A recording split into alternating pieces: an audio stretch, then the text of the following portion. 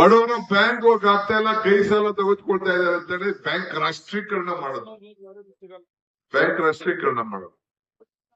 Widow pension ಕೊಟ್ರು, ಹುಡುಗನಿಗೆ ಭೂಮಿ ಕೊಟ್ರು, 10 HP ವರೆಗೂ ರೈತರಿಗೆಲ್ಲ ನೀವು ಮಳ್ಳಿಲಿರೋ ರೈತರಿಗೆಲ್ಲ ಉಚಿತವಾಗಿ ಕರೆಂಟ್ ಕೊಟ್ರು ಕಾಂಗ್ರೆಸ್ ಪಾರ್ಟಿ. ಕೆಸಂ ಕೃಷ್ಣ ಕಾಲದಲ್ಲಿ ಅನ್ನಭಾಗ್ಯ ಕೊಟ್ರು, ಶ್ರೀ ಶಕ್ತಿ ಯೋಜನೆ ತೆಗೆದುಕೊಂಡು ಬಂದು ಸೆಲ್ಫ್ ಹೆಲ್ಪ್ ಗ್ರೂಪ್ ಸ್ವಸಹಾಯ ಗುಂಪುಗಳಿಗೆ ಸಾಲ, ಇವೆಲ್ಲ ಕಾಂಗ್ರೆಸ್ ಸರ್ಕಾರದಲ್ಲಿ ಬಂದದ್ದು. ಯಾವ್ದಾದ್ರು ಒಂದು ಯೋಜನೆ ಬದಲಾವಣೆ ಮಾಡಕ್ ಆಯ್ತಾ? ವಾಪಸ್ ಏನಾದ್ರು ಓಲ್ಡ್ ಏಜ್ ಪೆನ್ಷನ್ ನಿಂತ್ಕೋತಾ, ಉಳೋರ್ಗೆ ಭೂಮಿ ನಿಂತ್ಕೋತಾ, ಸೈಟ್ ಕೊಡೋದ್ ನಿಂತ್ಕೋತಾ, ಮನೆ ಕೊಡೋದ್ ನಿಂತ್ಕೋತಾ, ಯಾರು ನಿಂತ್ಕೊಳಕ್ ಆಗ್ಲಿಲ್ಲ. ಹಂಗೆ ಇವತ್ತು ನಾನು ಹೇಳ್ತಾ ಇದ್ದೇನೆ,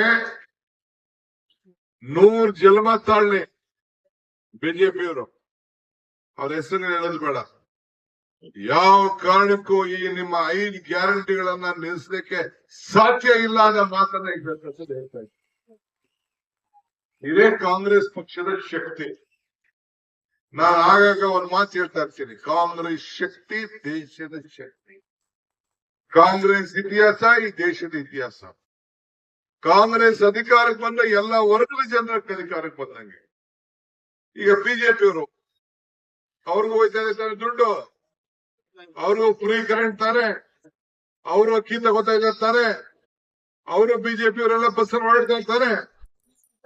ಮತ್ತೆ ಅಶೋಕ್ ನಿಲ್ಸ್ಬಿಡಕ್ ಹೇಳಿ ಅವ್ರಿಗೆಲ್ಲ, ಕೀಲ್ ತಗೊಂಡು ಓಡಾಡ್ಲಿ ಅವರು ಬಸ್ಗೆ.